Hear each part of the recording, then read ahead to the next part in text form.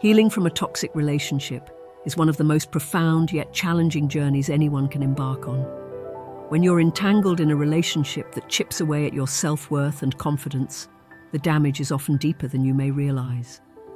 Toxic relationships, whether romantic, familial, or even friendships, leave emotional scars that can feel impossible to heal. Yet healing is not only possible, it is inevitable when you commit to the process. The key is to approach this process with patience, understanding, and take small, meaningful steps that lead to real change. Toxic relationships thrive on imbalances in power, communication, respect, and boundaries. When you've been in such relationships, it's normal to feel a loss of self. You may feel like you've forgotten who you are, or you may doubt your ability to trust yourself again. The way out begins by understanding that what you experienced is not a reflection of your value or your capability. You are not defined by the actions or words of someone who sought to manipulate or diminish you. Healing then becomes the act of reclaiming your narrative and learning to see yourself through a compassionate lens, rather than through the distorted view the toxic relationship left you with. It's important to start this process by acknowledging the depth of your pain. Society often encourages us to move on too quickly, to cover up our wounds and push forward without giving ourselves time to truly feel and process. But healing requires space, emotional and mental space, to understand what has happened, to grieve, and to begin the work of rebuilding. This isn't about dwelling on the past or playing the victim. Rather, it's about giving yourself the time to reflect, to truly sit with the discomfort, and to acknowledge that the pain you feel is real and valid. Denying that pain only prolongs your suffering. Once you've allowed yourself to process the emotions, the next step is rediscovering your autonomy. Toxic relationships often involve a gradual erasure of personal boundaries, where your sense of self becomes intertwined with another person's needs, wants, or manipulations.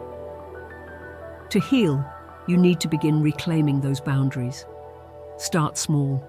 Reconnect with the activities that once brought you joy or a sense of fulfillment before the toxicity took hold. These small acts of self-care, like picking up a hobby you used to love or spending time with people who truly respect and care for you, serve as powerful reminders that you still have control over your own life. One of the hardest parts of healing is learning to trust yourself again.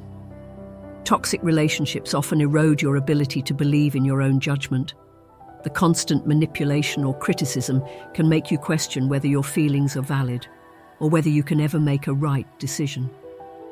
But part of rebuilding your confidence is learning to honor your own intuition. Think back to moments in the relationship where your gut was telling you something wasn't right. Even if you didn't act on that feeling at the time, recognize that your instincts were trying to guide you. Slowly begin to honor those feelings again. Start with small decisions: what you want to eat for dinner, how you want to spend your weekend, and then work your way up to bigger choices. The more you practice trusting yourself, the stronger your inner voice will become. A vital element in the process of healing is shifting the narrative around what happened. It's easy to fall into the trap of blaming yourself for staying in the relationship too long, for ignoring red flags, or for allowing yourself to be mistreated.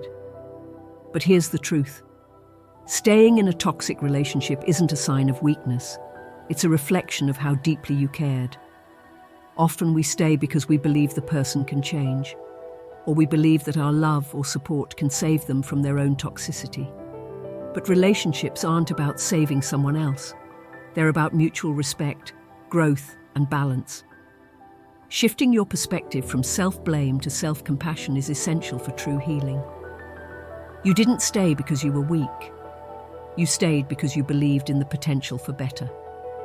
Now it's time to believe in your own potential instead.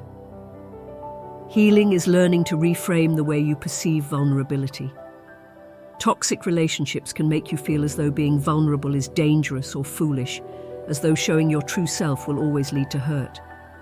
But vulnerability, when shared with the right people, is the foundation of deep, meaningful connection. It's understandable that you may want to build walls around your heart, to shield yourself from further pain, but those walls often end up isolating you from the very things that can help you heal: trust, intimacy, and connection with others. Healing involves taking small, measured steps to open yourself up again, not all at once, but in ways that feel safe. It might mean allowing yourself to express your feelings to a trusted friend, or simply being honest with yourself about how you're truly feeling. Vulnerability doesn't mean recklessly putting yourself in harm's way. It means showing up as your authentic self and trusting that the right people will honor that. Rebuilding your confidence after a toxic relationship also involves redefining your self-worth. In the aftermath of emotional manipulation or neglect, you may find yourself internalizing the negativity, believing that you are somehow unworthy of love, respect, happiness, and not being good enough. This is a lie that toxicity plants in your mind, and it's one that takes conscious effort to undo. Begin by challenging these beliefs whenever they arise. When you catch yourself thinking, "I'm not good enough," counter that thought with evidence of your worth. Remind yourself of times when you've been kind, resilient, or strong. Write them down if it helps, and read them back to yourself when doubt creeps in. These small acts of self-affirmation may feel insignificant at first, but they're like drops of water steadily eroding the stone of self-doubt. Surrounding yourself with supportive, loving people is another key part of this process. Toxic relationships thrive in isolation, and often, the person who hurt you may have intentionally or unintentionally cut you off from people who truly care about you. Reconnecting with those who see your worth, who uplift and encourage you, can be profoundly healing. These relationships act as mirrors, reflecting back to you the qualities you may have forgotten you possess. If you find it hard to trust people again, that's okay.